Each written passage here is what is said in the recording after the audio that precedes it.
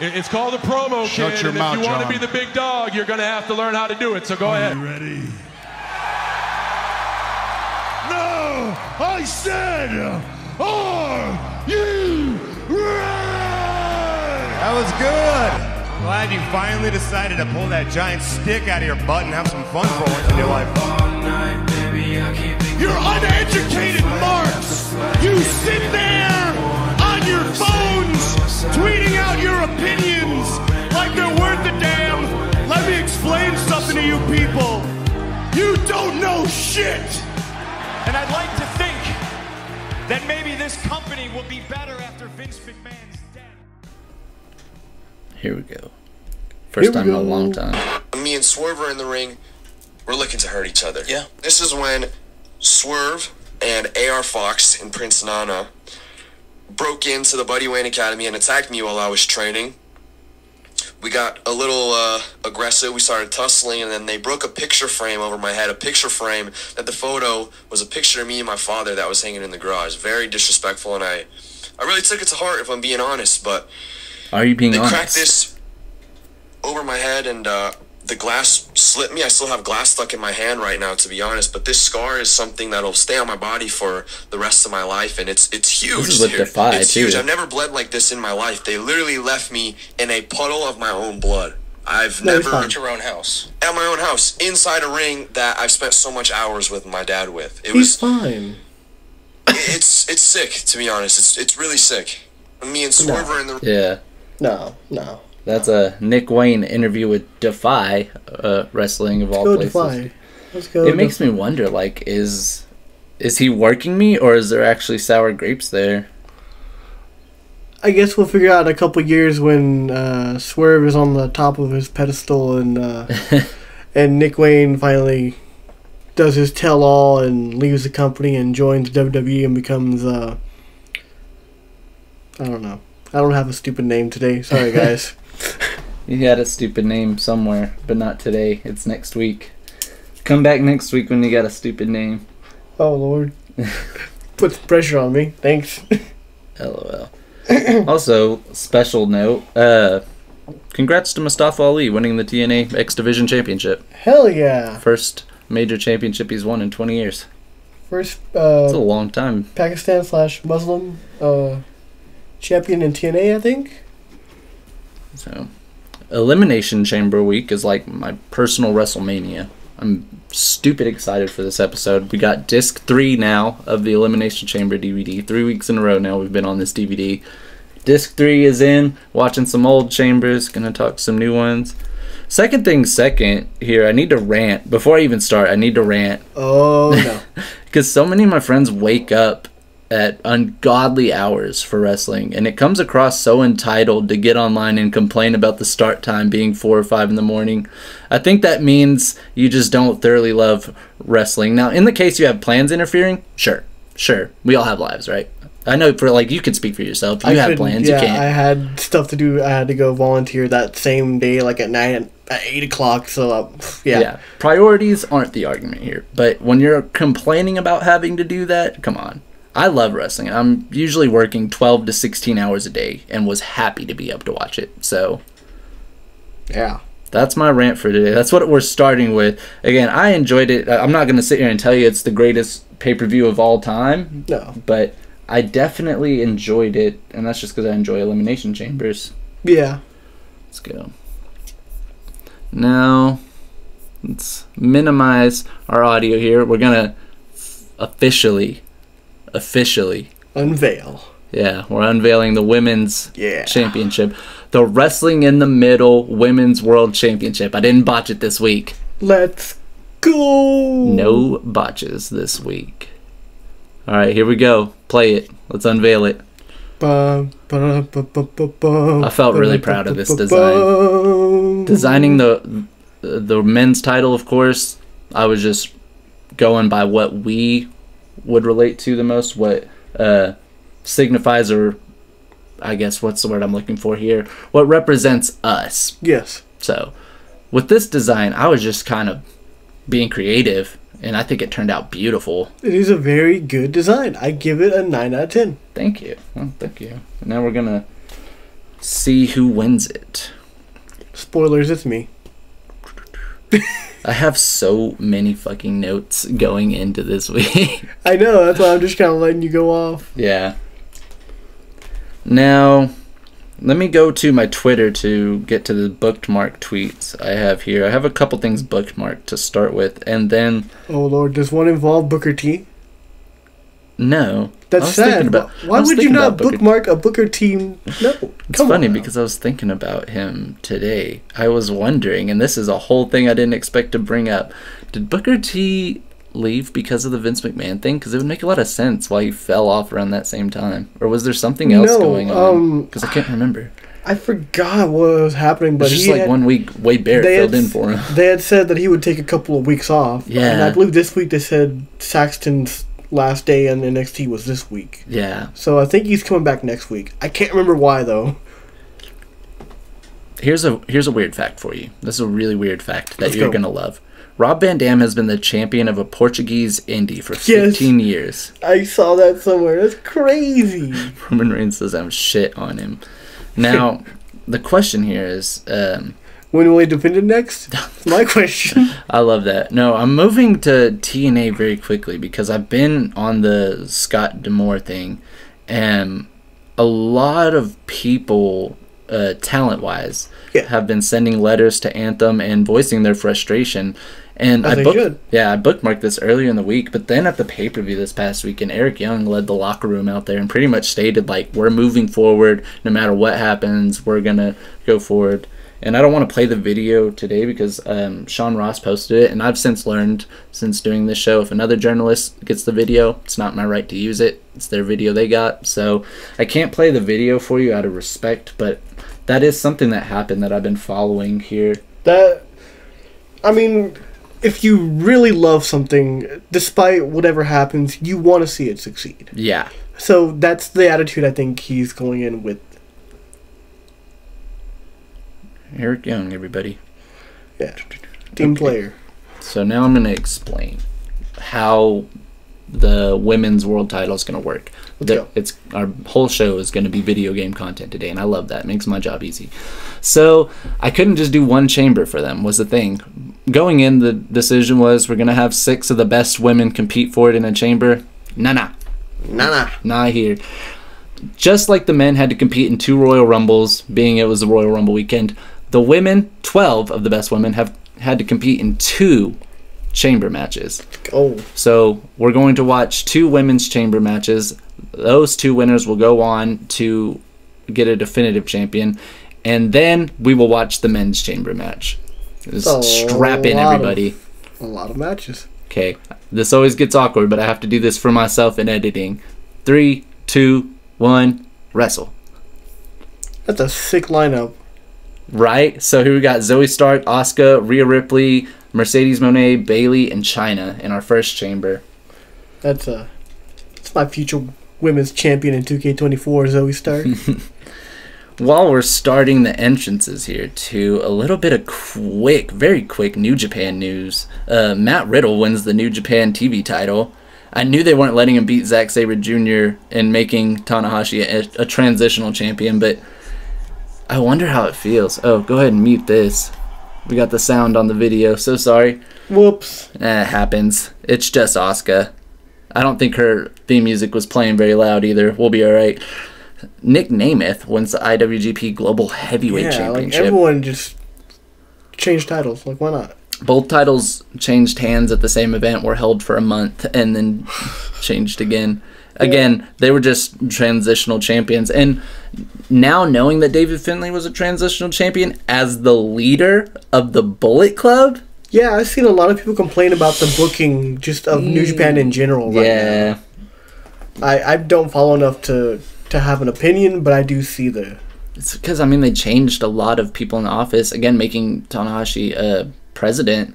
And since that happened, I feel like optimism has been this high. My hand is up very high, guys. Optimism has been very high, and then actual results have been a little low. Yeah. Yikes. Alright, go ahead and slide on into the feds here. Opening up Raw with a main event between Cody and Drew. It was literally the main event for me. I mean, that's fair. The Bloodline cost Cody in the match. Here's some repeated history for you. Yeah, I love that little subtle nod there. I also love how good Drew is at being a cocky heel. Like, he just, the cocky smile and everything. It's just... This is what's funny. This is hilarious. Raquel Rodriguez does exist, and we spoke her into existence, I guess. Into the main event picture, I feel too. bad now. No, I don't feel bad. I still will, we'll still comment on the character, but the video she posted was very powerful, and I like to address her as a person separately, and yeah, like, feel for her. Glad she's back in the ring, and again, you saw the pay-per-view flare-ups were still happening. Ugh. Do you know what it is she deals with? Yeah, I have it written down here. Oh, thank goodness, I've been wondering. Where is it at? Mast cell activation syndrome. I don't know the details of it, but it sounds like a very serious thing. And this is where being a wrestling fan has an important note to it as far as separating yourself from the product. Like, I can sit here and I can not love Raquel Rodriguez's push, not love her character, anything like that. None of that has anything to do with her as a person. I hope... No. I wish her nothing but success, of course. And so that's why I say stuff like that, is because, yeah, I can still separate the character from the person. I don't... Here's a best example. I have nothing against Dijak. I've never met the guy, but his character is so out of pocket for me that I can't fuck with that, and I'm always going to have a negative opinion towards it. But he's just a guy. Like, I looked up some old tweets of his. He was tweeting out support of trans... So opposite what his character would display. Yeah. It was like, okay, I forgot this happened, but I'm sorry. Dude, look at Zoe Stark fucking titled up with two of the best titles. I know, I noticed. I was like, what's going on here? She doesn't need this title. She's already... She's the AEW Women's World Champion in my game. And also, that was a botch. Like, she won it on accident. I was defending it and lost it. And also WCW Women's Champion, which that and the TNA, the old TNA Women's Championship... That looks like the Queen logo. Oh, those are my favorite women's championships. I mean, that's fair. So, Truth Line was peak entertainment. No surprise. Nobody was surprised that Truth Line was a 5-star segment. Yeah. I fucking died. I did too. Endeavors using WWE time to promote UFC events. Here we are. I was wondering when that was going to start happening. Here we are. We made it. We've officially entered the gray area. Oh no! Like, just focusing on pro wrestling, because many people do a whole separate thing on this one day, and it's not really wrestling in the middle related, so I don't see why we would. But I have such a flack with the UFC. It's a whole separate thing. Yeah, that's maybe not something to go into detail, but stick into pro wrestling. Yeah, crowd was way behind the 8-man tag match between Judgment Day and Awesome Truth and DX. They were, and. Ciampa, 14 minutes running around. Dude, I felt like this could have been a huge opportunity for an upset R-Truth win over Damian Priest. That would have been amazing. I wanted to see R-Truth get the pin over Damian Priest, and like the crowd would have popped. Also, I wonder how Edge feels about the Judgment Day's creative direction and how it went. I wonder how, like, if he sits back and is like, huh, this really turned into something. It did, didn't it? It's so weird because I remember him being like, okay, they're putting supernatural stuff. No, thank you. Right? And then they dropped that. Yeah. And now it's just, I don't know quite what it is anymore, but it's entertaining. Sammy claims he'll be a champion. I want it, and I want people to support it. I think so. I want people to get on this wave that Sami Zayn should be champion. Let's see. Pat McAfee makes me choke of laughter when he says Decatur, Texas. Again, we're based out of Texas. Yeah, so it's funny to hear it. And this is a whole separate note. I feel like Texans are less sensitive about their accent because even they know it's fucking silly sounding. I know that my Texas draw is fucking ridiculous sounding. So that's why when people make fun of it, I'm like, yeah, it sucks. I get it, guys. I get it. I talk a lot of, and I sent this out as a tweet, so you can read this as a tweet too. I talk a lot of shit about Michael Cole, but I'm sorry, again, send it out as a tweet, sorry guys, but he was dropping some of the best commentary work for Jey Uso versus Gunther. He was. I was like, yo, this is one of the best play-by-plays I've heard. Listen, listen. No, I'm just kidding. When Cole and Pat are together, that feels like the best fit for Cole. There's just something about Pat that brings out the best in Cole, and I can't tell you what. Good point. I didn't even make that connection. I think you're right. Also, shout out Rhea Ripley, IWGP Women's Champion.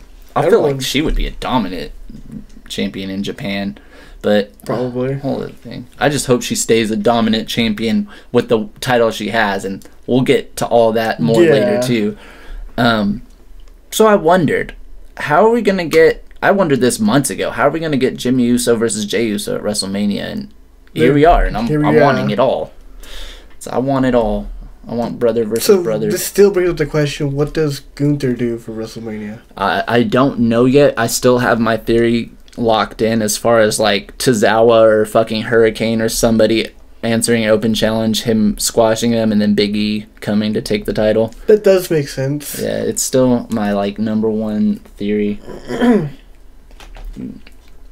Mercedes Moné fucking looks weird in this game again. That's because she's not supposed to be in this game. Yeah. Oh man, this is a good chamber too. Let's jump into it here. Rhea and Mercedes starting. That's a hell of a start. Yeah. Rhea Ripley's been dominant as fuck lately. Hell yeah. And I told you this via text, and I'll say it again now, even though we're a little bit further along than when this was made or said, but like the reason why I wanted Becky, spoiler alert, Becky Lynch won the chamber. We all knew it was happening. Yeah. The reason why I wanted that was because Becky Lynch wins. I see Rhea Ripley retaining her title at WrestleMania, and that's ultimately what I want. With Liv winning, even though that's the fan favorite, I see her getting the surprise victory, getting a huge WrestleMania win. So, as cool as that is, I don't want that right now. I want Rhea Ripley to be champion. That's a fair assessment. And another thing I thought about, which this could benefit the women for future. Becky versus Rhea is going to be a huge match. Yeah. That's like the two biggest stars of the women's division right now. It could elevate the women even further to maybe even someday taking that main event again. But that's just how I'm thinking of it. I mean, again, if WWE would understand too that Bayley and Io Sky's storyline is a main event storyline, that would be great too. They have one of the, because I hate saying this right now because it hurts my soul, but AEW's storylines aren't hitting for me right now. There's not a lot creatively going on. I'm gonna second that motion. Yeah, there's not a lot creatively going on. Not anything of like huge substance. Like that Devil storyline, even though it's not critically acclaimed to be the best, was the last like real entertaining storyline they're pushing. And that's just, I think that also is just a credit to how limited you are with Samoa Joe as world champion. I think so too, which Samoa Joe always felt like a transitional champion to me. And yeah. But we'll talk about it later, but the building blocks you have with the younger stars, Swerve, Daniel Garcia, these guys, definitely feels like they're waiting to pull something, just gotta get there first. And we're about to dive into NXT time, but I'll quickly respond to that too, because Samoa Joe is a great transitional champion, but I felt like in this case, you didn't need him to be. Swerve Strickland beating MJF clean would have been an okay decision. I feel like he needed this little bit last bit of pushing. Yeah. I definitely feel like it didn't have to be Joe. I almost feel like Jay White could have been the one to take the title from MJF. The Devil storyline, it didn't do anything. I'm sorry. The Undisputed Kingdom does nothing for me. I'll tell you what, though. If after this next Sunday, or this Sunday coming up, Swerve Strickland is an AEW World Champion, we're going to have a very aggressive show. Oh, no. I love Tony Khan to death, but you can't miss the assignment here. You can't. Yeah. Please don't. So we start coming in the chamber and dive in NXT. I'm going to refill my coffee real quick. All right.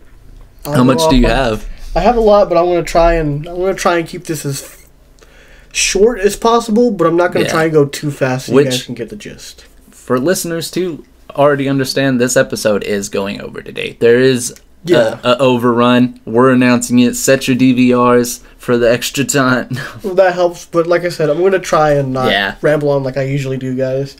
NXT time. So we start off with Oba Feminist Rise Up. And blinked and it was over match against Lexus King, of course. And then we go backstage. Tatum and Lyra are talking. And Lyra promises Tatum something if she'll just stay behind for her match in the main event. So, a spoiler alert, she follows through. Tatum does not come out. So after that, we have the Spear of Days or the Wolf Dogs. I don't know which name they're going with, but Corbin and Braun, they do a little celebration, and that's cool and all. Then Chase U, Axiom, and Frazier come out. They both make claims. Yeah, what the fuck happened here? I saw the result and was like, what the fuck happened to make this a thing? So they came out to while they were celebrating. They were both made claims to be able to challenge for the titles. But basically, Ava comes out, makes a match between the two teams official. Whoever wins gets to challenge the Wolf Dogs, Spear of Days, whichever name they're going with. Wolf Dogs. So that should be good. Roxanne is angry, and I love it. She has really taken to this sort of tweener angry role, and I feel like she's gonna push straight heel soon. Then tweener. She said tweener. Let's see, what do we have? The No Quarter Cash crew get a Heritage Cup title match. Okay. That's a catch clause, which means any one of the 4 members can challenge. They don't have to tell them which one. We all know it's going to be Charlie Dempsey, right? I thought so. If it's not Drew Gulak, they're going to put Charlie Dempsey in the spot. Dempsey. Jensen versus Briggs went off. Both have... Josh Briggs doing the good stuff. They both were. Jensen especially really impressed in this match, I feel. I would definitely love to see him do it again in like a street fight or something, but I feel like Jensen now, he has this old school feel to him. You can definitely push him in this direction. Man has 3 faces. Man will deny their truth. I will be a mirror to it. That was the tease this week for the person. We still don't know who it is. I was like, do we have any theories? I've seen some people say because, well, let me get to the tag match. So, the tag match happens between Chase U and, I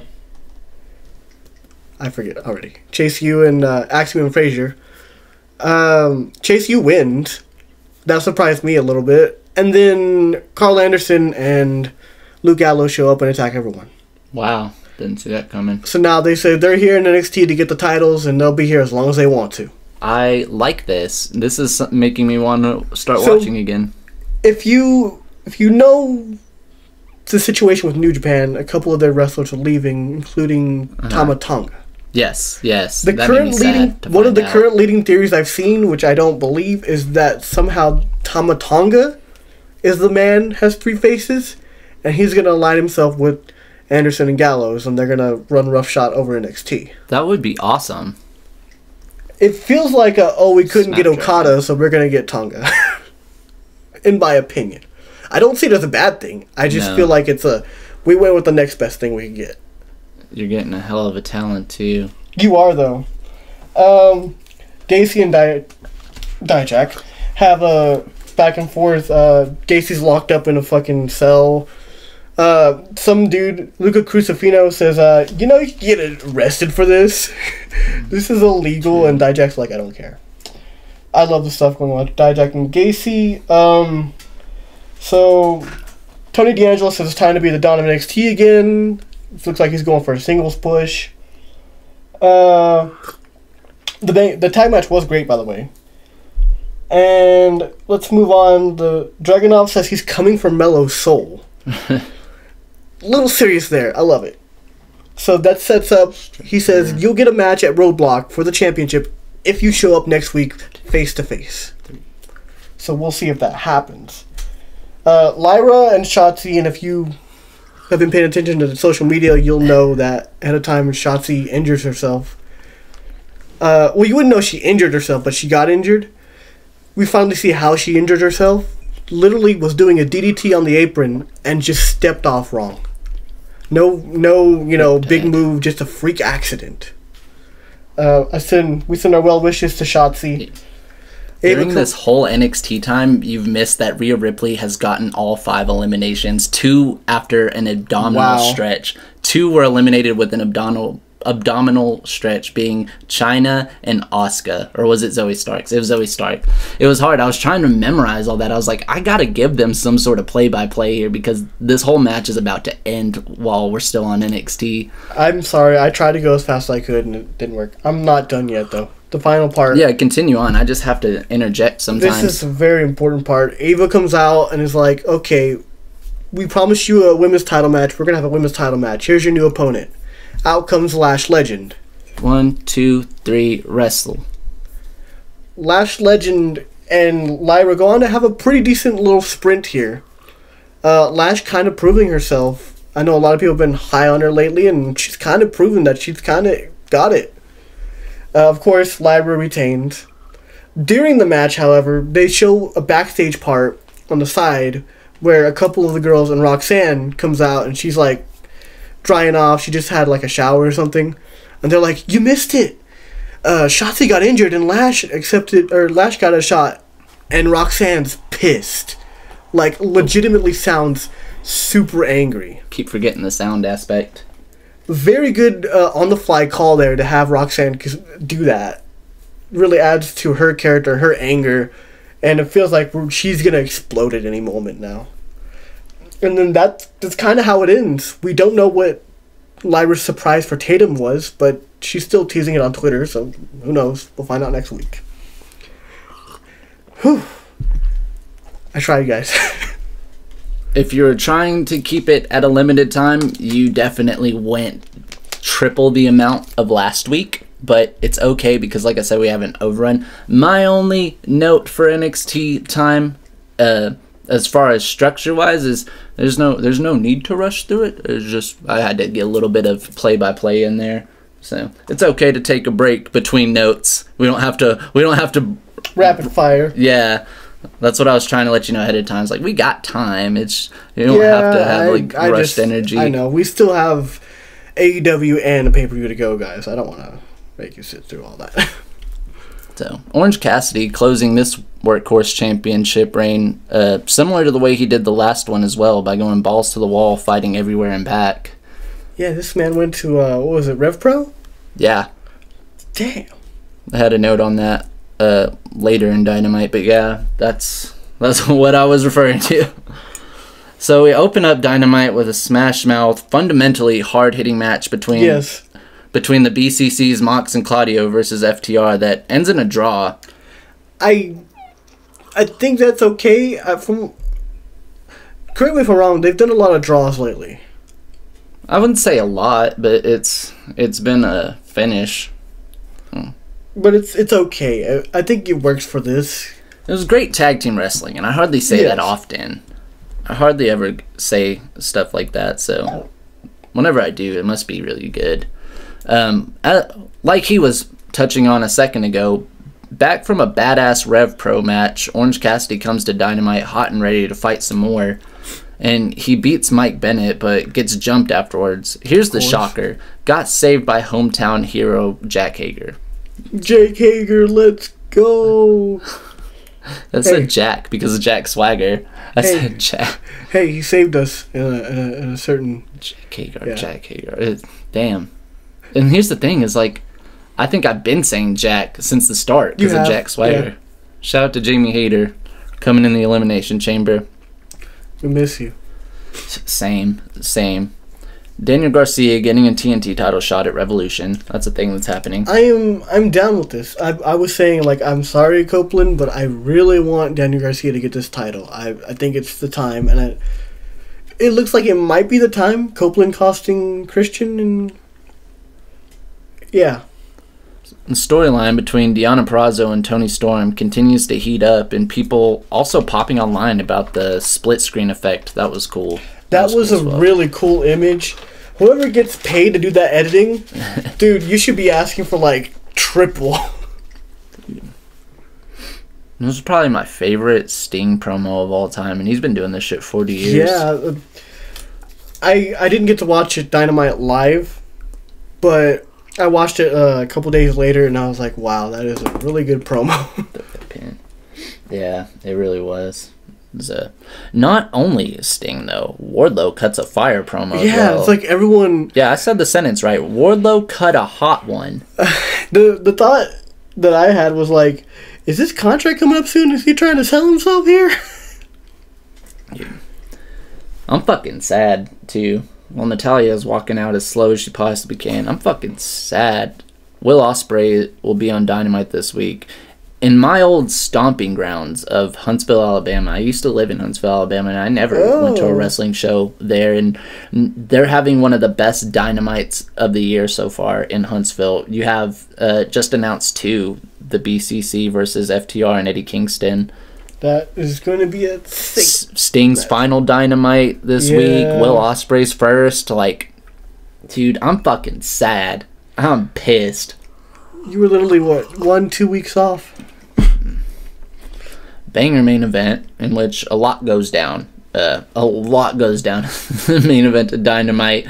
AEW's just had a thing lately with going off the air with ridiculously crazy shit. It's getting really exciting. The road to Revolution. This is the road to WrestleMania season, but you can't help but enjoy the road to Revolution amidst all of it. So, switching over to Rampage, filmed on the same day, but not coming up until Friday, of course. At the ROH taping that I was at, which was aired this same week, Exodus hits a spot where he flies over Matt Sydal being lifted up in a surfboard by Commander. And at Rampage, Darius Martin gets to hit the same spot, but on a more national platform. And it's the same 2 out of 3 people from the Ring of Honor spot. So I'm like wondering, like, well, is that a little fucked up? It is kind of like, it feels like stealing almost. I mean, I know there's only so many moves in pro wrestling, but it's almost like, at least let it air first. Yeah. At least give Exodus some AEW TV time then, I think. Yeah. This one's a fucking big one, too. I was not expecting this at all. Fucking holy shit. Zodiac Zack is finally getting his shot, and AEW has signed him. I was not expecting that. Alright. I'm going to sound really stupid now, because I saw a lot of people hyping it up. I know who he is, but I don't know, like, his pedigree and everything. Yeah.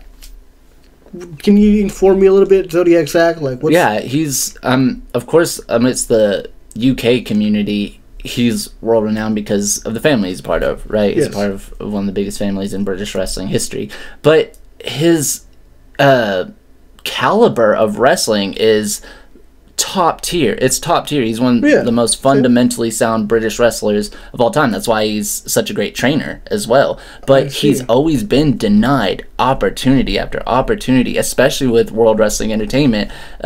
He was supposed to be the one to get signed when Paige was signed. They went there together, and WWE said, we like her, but we have like 100 of you. And so that's always been the thing. Like, since then, he's never been able to live that down. He's never gotten he has like a huge chip on his shoulder. Then. Huge chip. Okay, even in Fight for My Family, the movie depicts this chip on his shoulder and how bad it like steers him down the wrong road. He like even tries to quit training young students at one point. That's why it's such a big deal for AEW to give him a chance. I see. Okay, so that's why, because I saw someone being like, AEW had like the 4 biggest signings of the year, and like Zack was the last one. And like I didn't know if he was on the same level as Mercedes, Okada. You know? But I get it now. And I don't know how his wrestling is now, as far as like over the years, if it's had to be dulled down or watered down any due to injuries. I don't know that much, but I do know he deserves that opportunity. Well, I'm excited now, so thank you. And as far as Rampage still, I loved the main event. It was wildly entertaining, but also great wrestling. Return of the bucket hat, but not enough to beat ROH legend Roderick Strong. He liked that hat. He likes that hat. He has it now. Again. I just want to say it's funny how those gimmicks were not over until like towards the end of the Jericho Appreciation Society. And then, like, they brought him back, and now they're super over. You know, the Daniel Garcia dancing, the bucket hat. Like, yeah. It's weird how things happen. So, I'm actually going to do a little switch around here, because SmackDown's going to lead into the pay-per-view, and we're about to get to that pay-per-view. But if that's the case, let me just go ahead and run down Collision now. And that's going to start a new thing. Since Dylan has NXT time, I got Collision Conversation. I did not watch Collision this week yet. Yeah. I will watch it. It's just busy day yesterday. This isn't in the notes because notes are only conducive to things that are going on that are effective, that affect a general outcome of storylines. So I didn't write this down, and people don't really need to be bitching online about it. Have you heard about Max Caster's thing?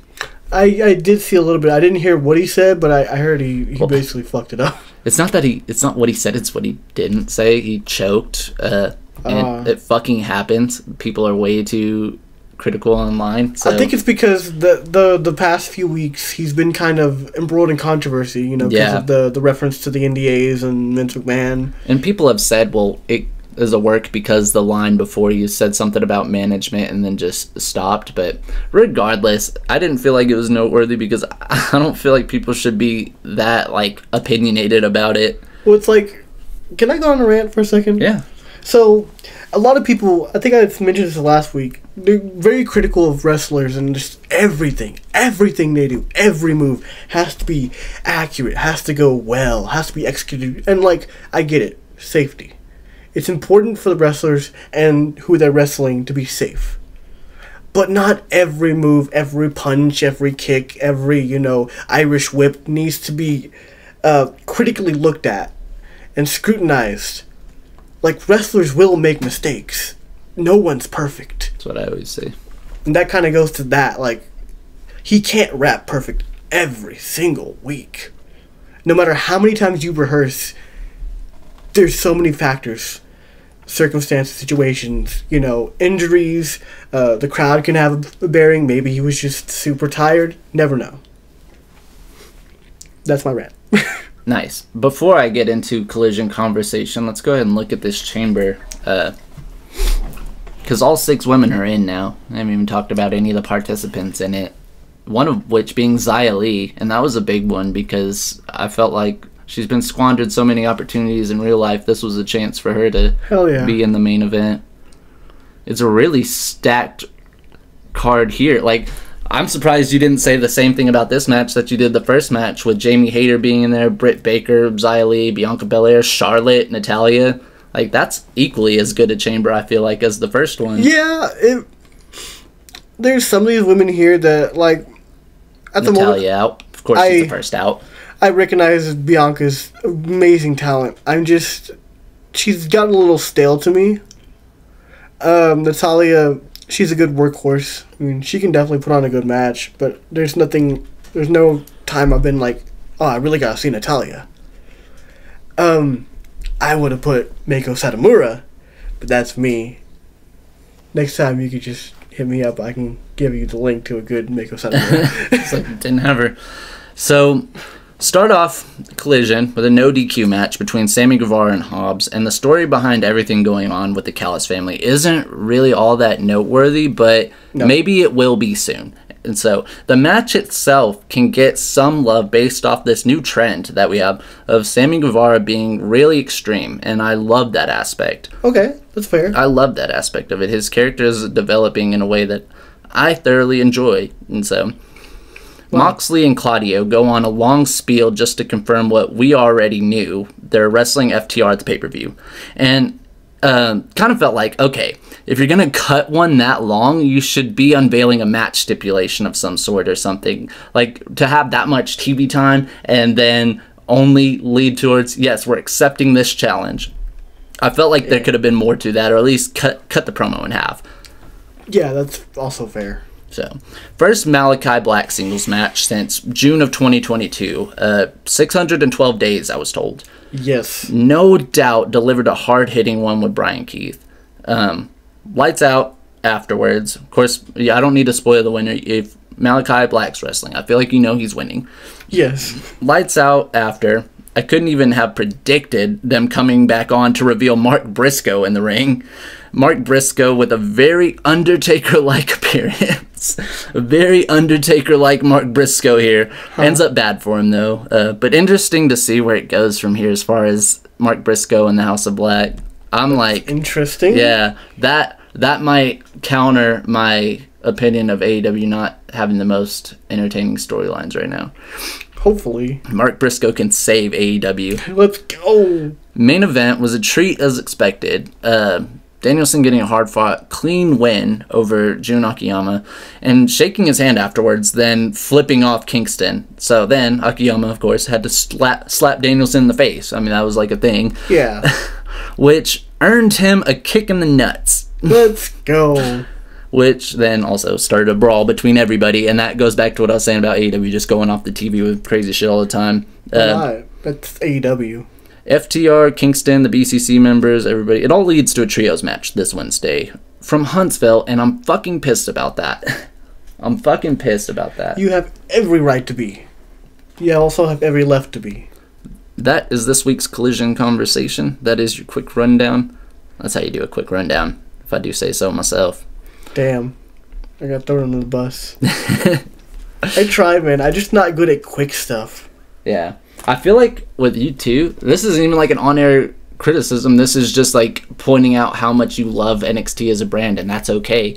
You don't want to feel like anyone's left out because a lot of the times you're rooting for people who aren't getting opportunities the way they should. Yeah. And so it makes sense why like you feel like you need to make a note about something that might not be conducive to anything, but like this person's not getting enough shine and you're the outlet for them to get that shine. So that's why it's okay. That makes sense. Heading back to the Feds, Tiffany Stratton with an upset win on the Liv Morgan Revenge Tour heading into the Chamber, and that was a big one. And this also, I'm realizing now, this set a tone for Tiffany Stratton going into the Elimination Chamber. Definitely feels like they're giving her like the push. They're good. They're putting the rocket on her. Yeah, she is. While you already know the winner of the Women's Chamber, she is the main event player of this event. She's the. I have it written in my notes. She's the MVP of the Chamber. Like, yeah, that's just how it goes. I said main event player. She's the MEP. She's the Met. She's the main, the MTP, the main Tiffy player. There you go. Pretty sure Dakota Kai is playing Bayley, and all of this is leading to her screwing Bayley at WrestleMania and starting a storyline out of that. If that were to be the case, the question I would have is, have we stretched too many storylines out of Damage Control? Oh, I didn't even see Jamie Hayter just won the Chamber. Wow. Jamie Hayter won the second Chamber. Jamie. Wow. Dude, I feel bad. Because just like you missed all the eliminations for the first one, I missed all the eliminations for the second one. So did I. That's what we get for doing the rundowns. But at the same time, we're moving along. And we're moving along beautifully here. So let's go ahead and get this one open. Turn the sound off first. Now, just as before, we have to settle it in... I thought I settled it in a ladder match. I'm kind of second guessing. Did I make this a ladder match? Oh, let's see. 1, 2, 3, wrestle, motherfucker. So we got Rhea Ripley versus Jamie Hayter. In a normal match. Which, to be fair... For the inaugural Women's Championship. To be fair, these two wrestlers, I don't think would do particularly great in a ladder match. No. That's why I wonder if I did it or not, because I wondered the same thing. I felt like it was going to be a no-holds-barred type match, but it also made sense with, there's the ladders. With the first, or with the men's being a ladder match, it just kind of felt adequate. Yeah, that's fair.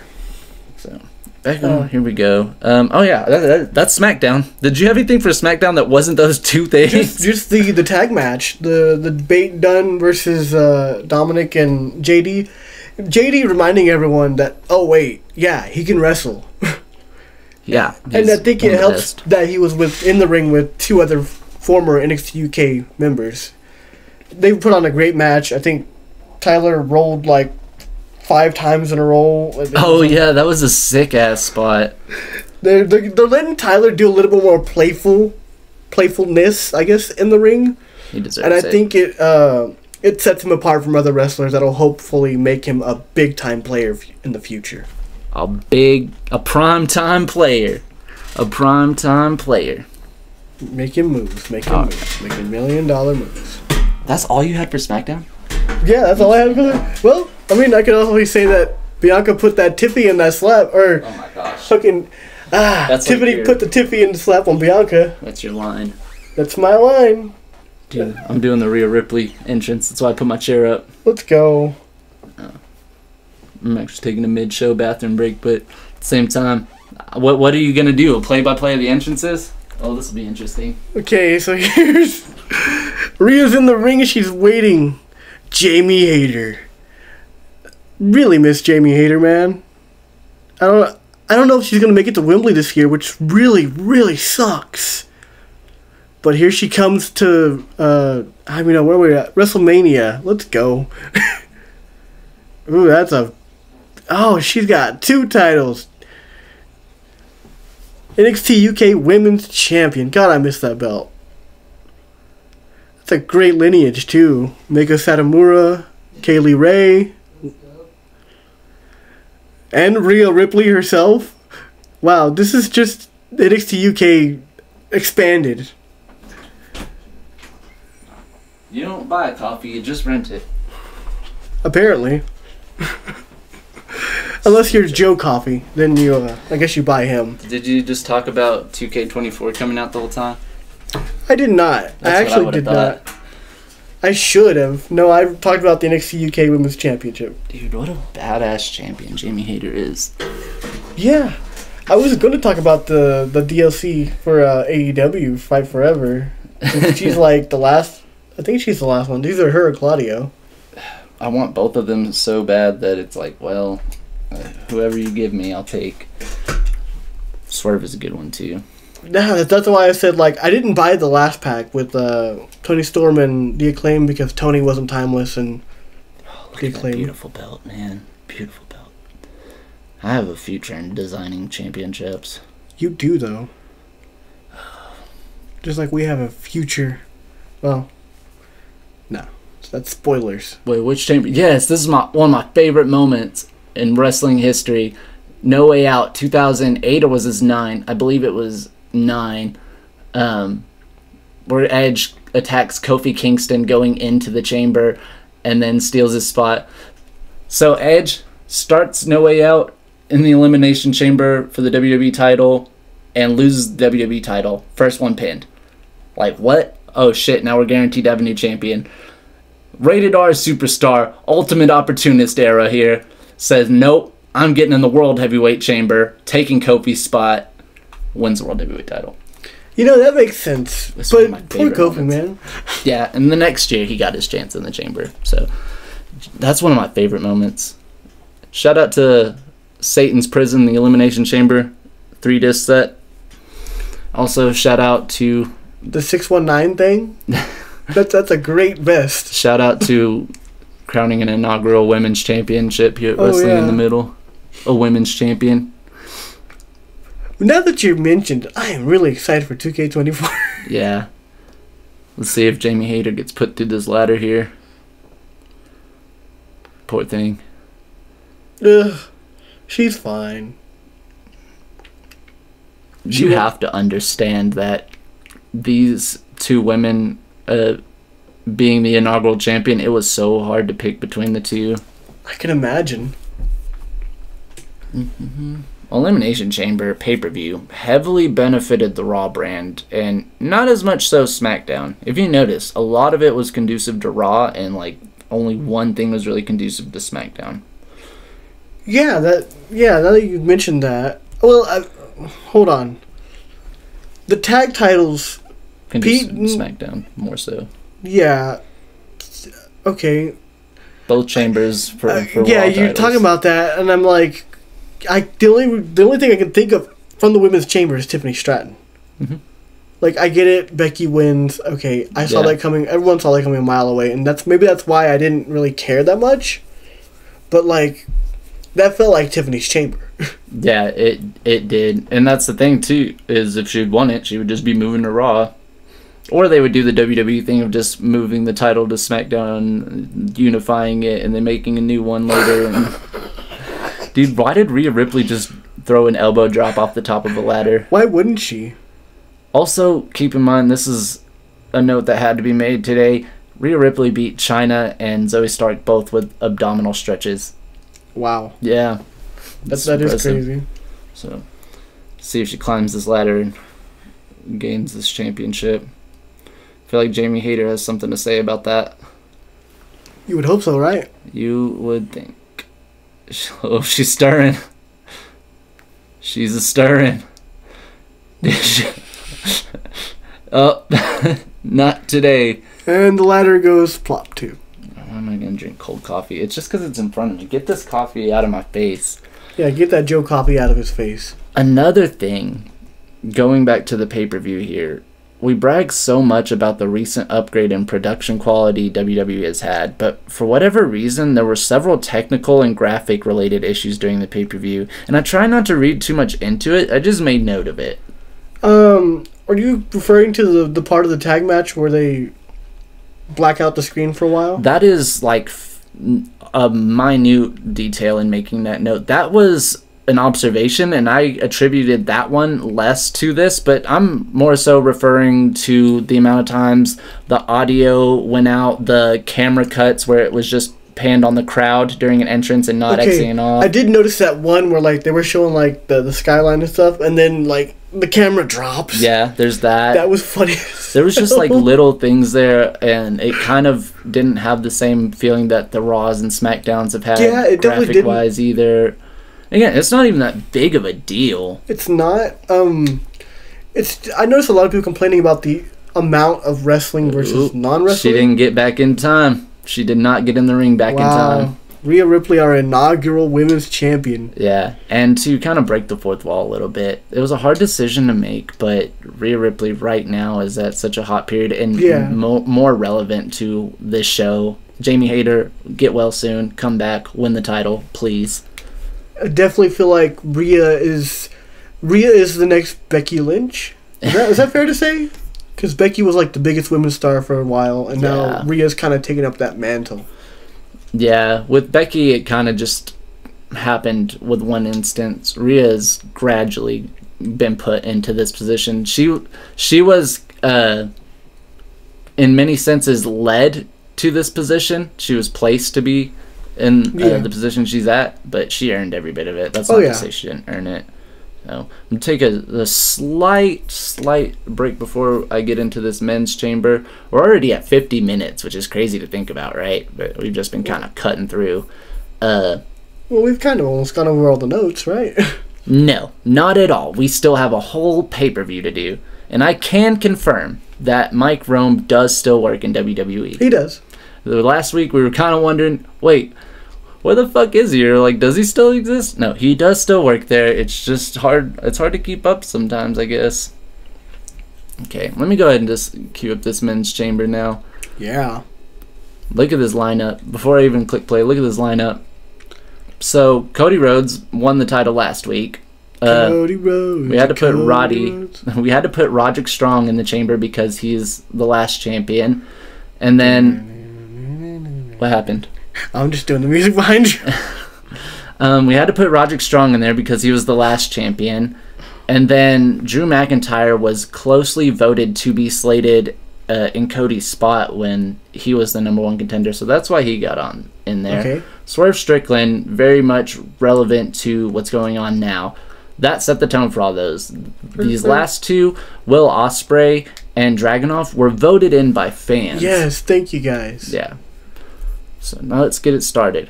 1, 2, 3, wrestle. I love doing that. Or not. I think I should play Tiddlywinks instead. Naomi looked great in the chamber. She also took a shit ton of hard face shots like a champion. She did. I find it very insulting she was the first eliminated. And I don't know if that's just me. Maybe it's the fact that it's Black History Month. I was maybe it's the rooting fact for her. That Tiffany has been here for 4 weeks. I know she's been in NXT, but like she's been here for 4 weeks. Naomi was here before for like years. Mm-hmm. I don't know. It doesn't. I get it, and at the same time, I don't get it. Yeah, Stratton was the MVP. She looked great. Becky, of course, won, as it was the obvious, I thought. Liv Morgan, such a favorite, though. I guess fans thought that they could control everything. They thought, well, if we just say we want her to win hard enough, then they'll make her win. That's not how it goes, unfortunately. And I still say that that's the better story is her facing Rhea. Right. But as I said before, I get the significance of Becky versus Rhea, and I think it's the right call. We'll see. It depends if Becky wins or not, I think is the big thing. Great tag team title match. Great tag Had team. me going for a second, thinking Bate and Dunn might actually get the belts. I was praying. But Judgment Day retains with a solid finish. The finish of the match was great. It was. In Men's Chamber, very much had a big fight feel. Yeah, whereas the Women's Chamber felt like kind of like the work rate. Yeah. The Men's Chamber had, the aura to it. Yeah, it did. Here's an opinion only I have. Nobody else has this opinion but me, and that's okay. I'll live with it. I believe it delivered as one of the most solid Elimination Chamber matches of the modern era. Legitimately.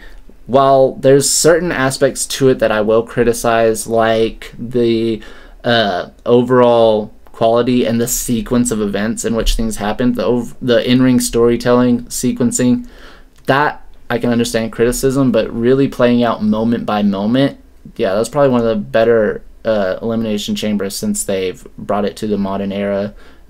This new chamber. When I think of modern era, I think of this squared chamber that we have now. It's a whole different ball of wax than our round one. That's fair.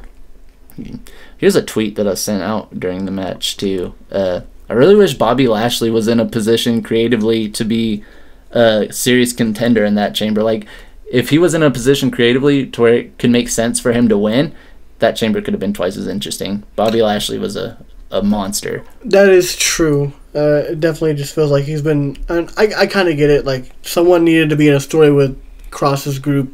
Someone's got to put up with him. AJ Styles, as predicted, came and interrupted the chamber to cost LA Knight, who I also would have liked to see win, but knew wasn't creatively in a position to. It's very entertaining, the fact that AJ flew over like 30-something hours just to cost LA Knight. That's true hater behavior right there. Yeah, I wasn't expecting Kevin to get eliminated by Randy Orton either. Even less than that, I was expecting Logan Paul to cost Randy Orton the match. Yeah, that was the really weird part. Like, do you set up... There's two scenarios here, right? One, Logan defends in like a 5-man, and LA Knight's in there, Orton's in there. Like a ladder match or something. How did you get there? It's like, wait, what? There's a lot of... LA Knight and Logan Paul have no storyline, so he's just being placed in the match based off of being over. I get that. Well, I mean, I don't see how you don't put LA Knight on WrestleMania. He's facing AJ Styles at WrestleMania. Yeah, but you could save a lot of time and a lot of slots on the Yeah, you're playing GM mode.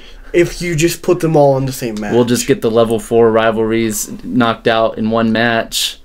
That's playing GM mode. Because again, like, I guess so, yeah. LA Knight and AJ Styles have their own thing brewing, but to throw them in a 6-man, well, that will water that down a little bit. I like the idea. I like a 6-man ladder match. Fucking sign me up. I won't complain if I get it, but I will debunk your theory a little bit. The only two people who are in the United States title conversation that makes sense as far as right now in this month would be Kevin Owens, of course, and then now Randy Orton. Yeah. Which honestly is where I see that going. Speaking of U.S. titles, look at Will Ospreay holding the old U.S. title. Fun fact, he's WWE champion. He is United States champion. He's the NXT or the WWE UK champion. I buried the NXT UK title and kept it the WWE UK title. That's fair. I was kind of thinking, back in the chamber real quick, because we're almost through the pay-per-view notes, and I want to knock them out before this match starts. I kind of thought Randy Orton might be winning towards the end there.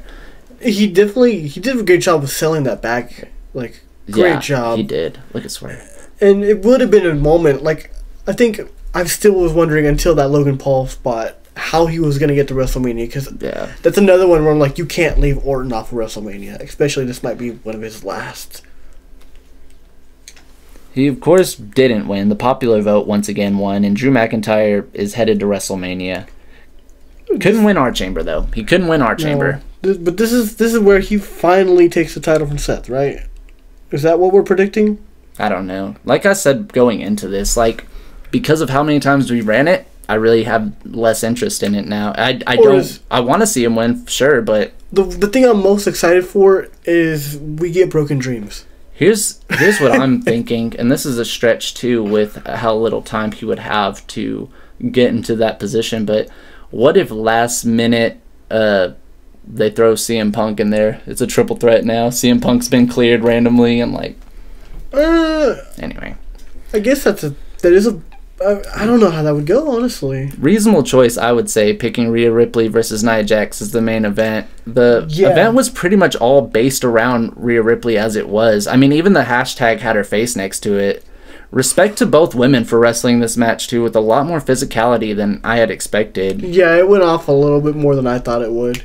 I kind of wondered, like, okay, is there a bit of animosity here? Like, Nia's laying into her pretty hard, but then I saw Rhea laying into her pretty hard, and that's when I realized, oh, they're just kind of laying it in a little thicker now. And so Rhea retains, which is good, because any other outcome in this would have been a less positive episode. This would have been a much less positive episode, I would say. I would agree, yeah. If they put the title on Nia Jax over Rhea Ripley in the main event in Perth, Australia, dude. They wouldn't have made it out of there. Yeah, y'all play to the home crowd too much, but that's okay. That would be fun. Which, it's not a note, but they did the pre-show, the kickoff show, and they let Indy and Candice wrestle the Kabuki Warriors. A decent match, all things considered. Just the fact that the crowd actually believed Indy Hartwell and Candice LeRae were going to win the titles, like, they didn't have to act that disappointed. I mean, yeah.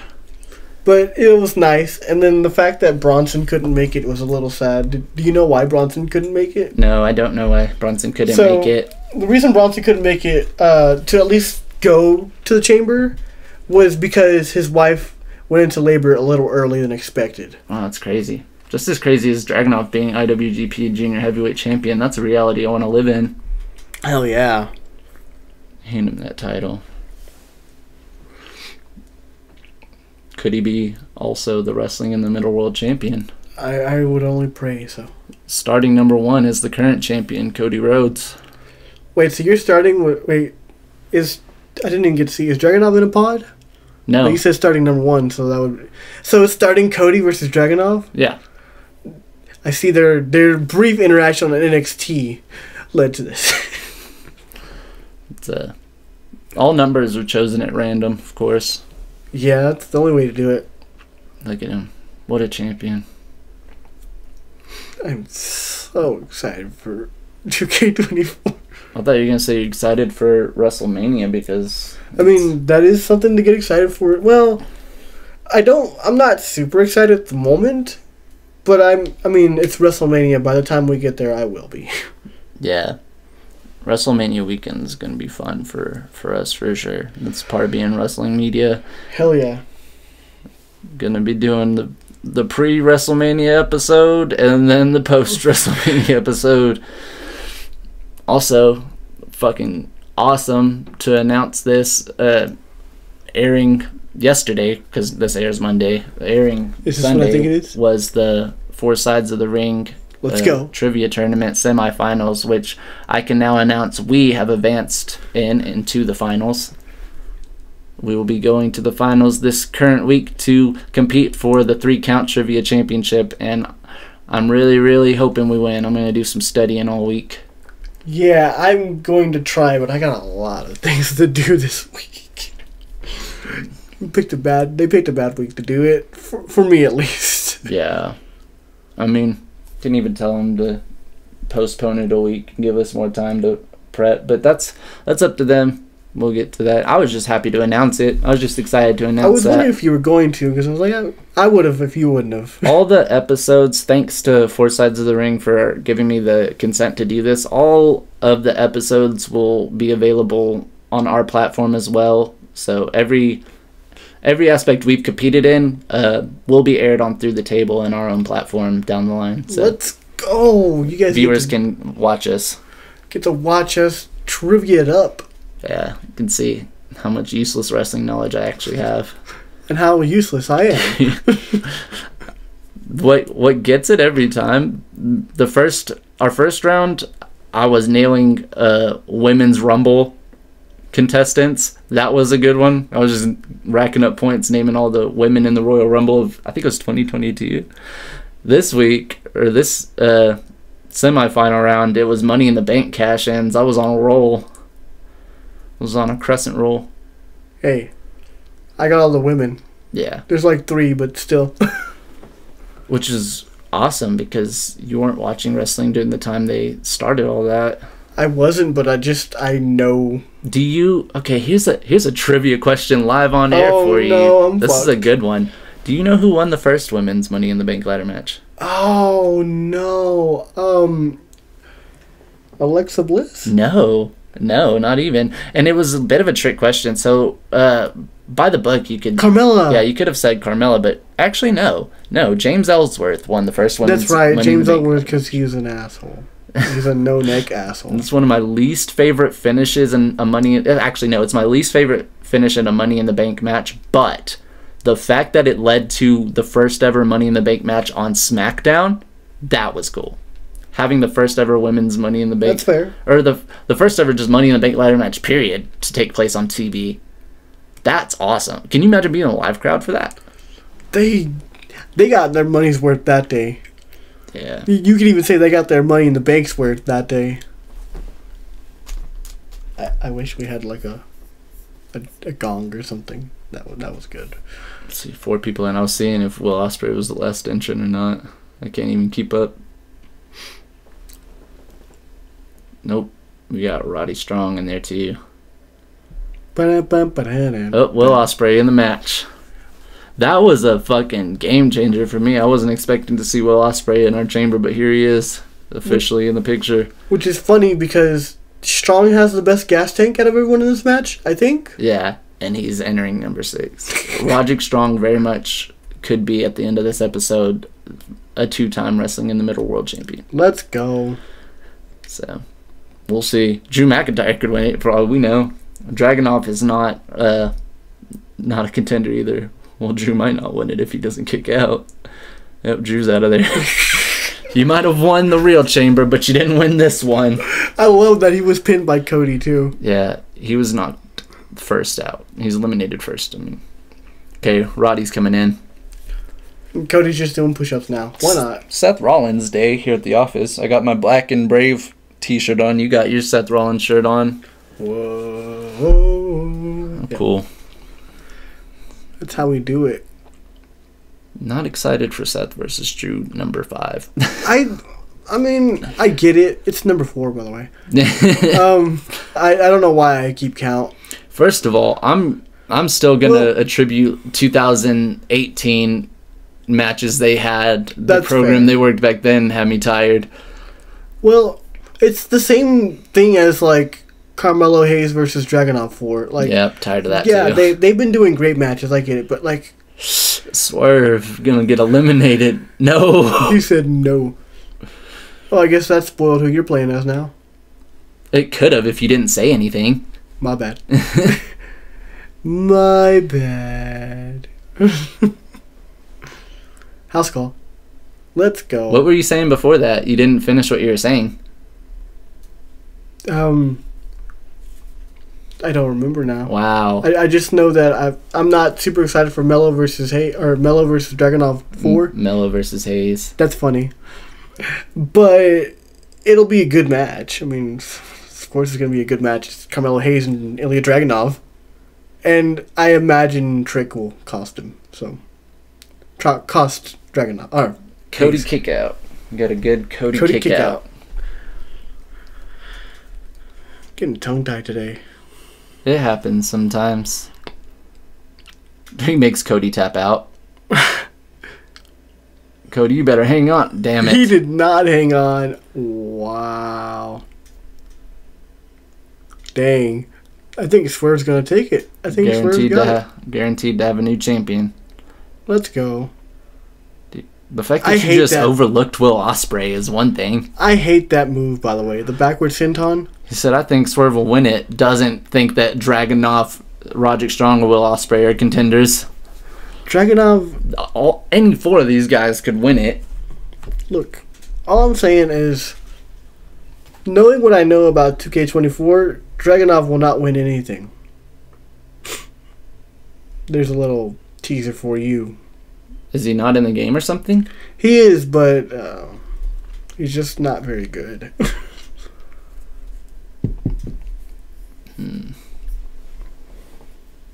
Not only as good as the person using him. Well, I guess so, yeah. I thought Swerve was eliminated. I was like, is he leaving? He's fine. He was just leaving. Dragunov eliminating Will Ospreay. That is... Didn't see that coming. Has that match ever happened? I was about to say, yeah, we watched it, but no, we just watched both of them face Gunther. Has it happened? I'll look it up. I now need to find out. Speaking of which, I found a badass match while looking up 5-star rated matches. It's in the playlist now. I can't wait to watch that one. I was like, are you going to say what it is? Do we want to spoil it, or do we want to... Yeah, you can give a sneak peek. A-Kid versus Zack Sabre Jr. I'm excited to watch It sounds like a technical masterpiece. I'm sure in WXW these guys would have fought. Yeah, they have some matches together. EPS. Oh, what? No, this is a whole... This is just them simulating it on the video game. Come on. I don't think they have. Yeah, I don't believe that they have then. And let's That's a set it match up. that'll never happen now. Because No, I'll make it happen. he's going to get Dragunov terminated from WWE, and then... WWE will terminate themselves. They'll be like, we wish you best in your future endeavors. That would be one of the stupidest ideas I think they would have ever done. Although I could get it. Climbing the cage. Maybe this is not something to talk about, but I know they toned down a lot of his theming because of, events, current events and things. So I wonder if we get to a point where, like, they either have to completely rename him to something non-Russian, or just terminate him because he's Russian. That'd be fucked up. Yeah, that would be a lawsuit. Dude, Swerve took the fucking Crossroads, I can't remember his finish. The lung blower. He's taking everybody's finisher, I feel like. JML driver, it's over. What if Roddy just came and broke it up? Well, it's kind of like in the women's chamber. 2. Tiffany started breaking pins up. That's the only criticism I have. It's like, why was Tiffany breaking pins up in the chamber? Yeah. Which I can kind of attribute the one she broke up on Becky. Like, I guess she wants to pin Becky herself because that would be like the biggest notch. But he said, "I'm going up here." Oh, it worked. He's done. Good night, Roddy. Get up there. What are you doing, Swerve? Swerve, stop. Dude, Roddy's gonna fucking... I'd say he's gonna reverse. He's gonna kick out, though. Uno. Dos. Swerves are new. The new world Wrestling in the Middle world champion. I love that they had to block out the Trick and Strickland. But now you have Trick Williams. As we close today, I'd like to thank the sponsors of today's episode. Let's go! 50 Caliber Training Facility located in Mabank, Texas, an hour east of Dallas. If you're a young aspiring wrestler in the Texas area and looking to get into the business, 50 Cal is the way to go, where you can be trained by a world-renowned athlete and current NWA World Junior Heavyweight Champion Barrett Brown. The 50 Caliber Training Facility is based on the foundations of various styles of professional wrestling and is designed to have a unique dojo feel throughout sessions. Sessions will be very hands-on, and you will be working with Barrett in the ring for the majority of the allotted time. If this sounds like an environment that you would love to experience firsthand, or even if you have a curiosity about the aspects of what it takes to be a professional wrestler in this day and age, please feel free to direct message the Twitter page at the facility at 50cal training. That's on Twitter/X. Let's go. That sounds amazing. Thank you guys for coming and listening to our Elimination Chamber episode and enjoying some Elimination Chambers with us. Next week we'll be back giving another good rundown. And overall, I think Swerve Strickland as our new champion is going to be a good move.